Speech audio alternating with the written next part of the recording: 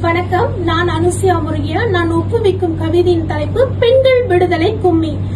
பெண்கள் விடுதலை பெற்ற மகிழ்ச்சிகள் பேசி களிப்போடு நாம் பாட, கண்களிலே ஒளி போல உயிரில் கலந்தொழில் தெய்வம் நல் காப்பாமே.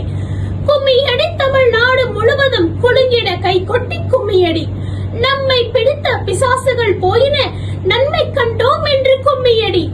ஏட்டையும் பெண்கள் தொடுவது தீமை என்று எண்ணி இருந்தவர் மாய்ந்து விட்டார்.